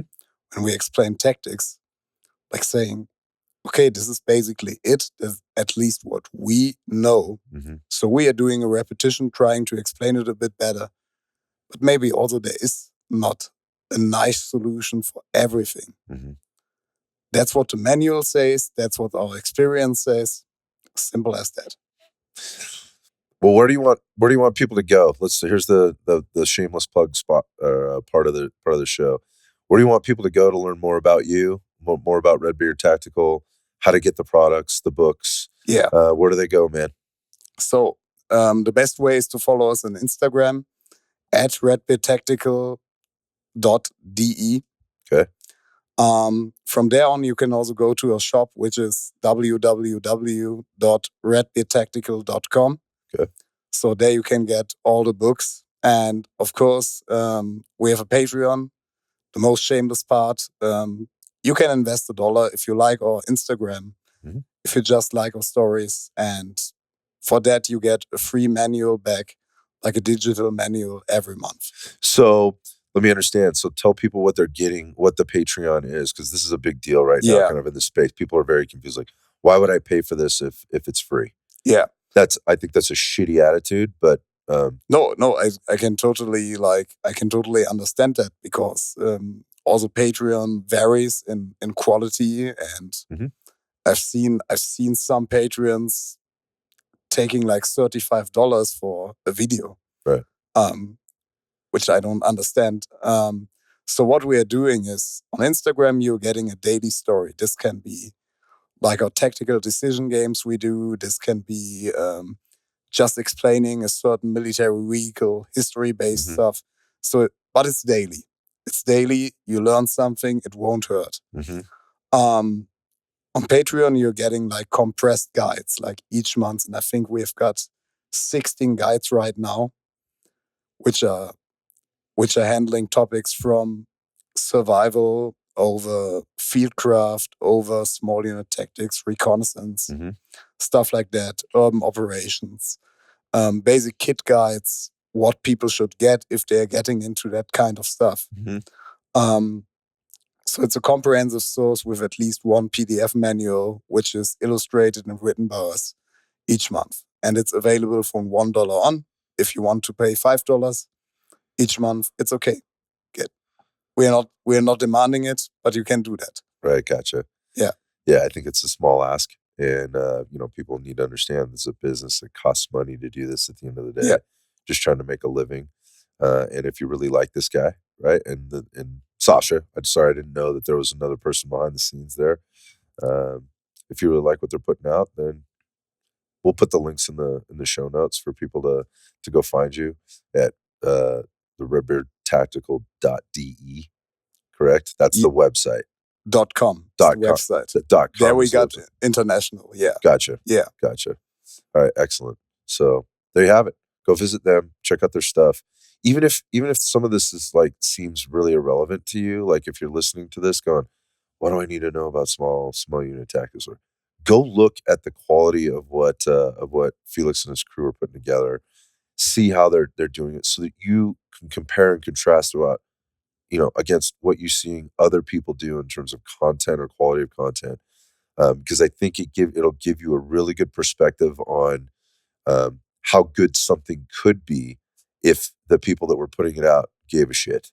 Because I've been in the fitness business a long, long time, and I've seen people sell stuff. And I was just like, you're collecting how much for this, and how many people have bought this? It blows my mind. Sometimes it makes me angry. I'm like, oh my God, how did this happen? How did you do that? Kind of thing. But at the same time, it's capitalism. They're opportunists. The consumer decides what the consumer decides, right? It is what it is. But the point of that is I've seen a lot of programs. I've seen a lot of things being put out by people, ebooks, stuff like that. You guys really knocked it out of the park. So congratulations. And, thank you. And I really do like the actual physical form of a book. I think a lot of people like that because we spend so much time in front of our screens. And, I think if you're thinking about things and you're a responsible citizen, right, and you're thinking about all the things that you might run into, that phone might not work, right? That iPad might not work. That PDF might, if you didn't print it, you might not be able to access it. And it may just be a learning thing or showing it off to other people. I learn better when reading books. Yeah, same. Simple as that. Same. I get really into it. It's also, again, it's void of distraction with regard to the phone buzzing or something else coming off. So that's a whole other topic for a whole other day. Yeah. But anyway, Felix, I can't thank you enough for taking time out for us this weekend or this week. We had a little bit of a schedule mix up because I sent you a calendar invite, and that's just never happened before. But it was going to Germany, right? And basically, you guys are basically like a day ahead of us. Yeah, or something like it's that. 9 hours from here, I think. I don't know how it is in California, but from here it's at least already Yeah, it's the same. nine Then hours. yeah, then it's the same. It's 9 hours in front. Yeah. So I thought you were coming in on Tuesday. You thought you were coming on Wednesday, and here we are on Thursday. We made it happen. Yeah, so. I just got your message on that day, like just how are you? And I said, yeah, I'm fine. Like I didn't know that that you wanted to to show up already. Yeah. It's all good. It worked itself out. Yeah. So it was funny. Yeah, but thank you so much for making the time and being flexible with me. Man, thank you for the invitation. I really appreciate it. Yeah, you got it, man. You got it. My pleasure. Maybe we can do this again sometime. I would love to come train with you. So yeah, absolutely. When you're in the US, if this happens or when it happens, please look me up. And in the meantime, also, if there's anything I can do to support you, and the things that you're doing and how you're doing them, just say the word, man. Same here. If you ever happen to be in Germany, let me know. Will do. Thanks, man.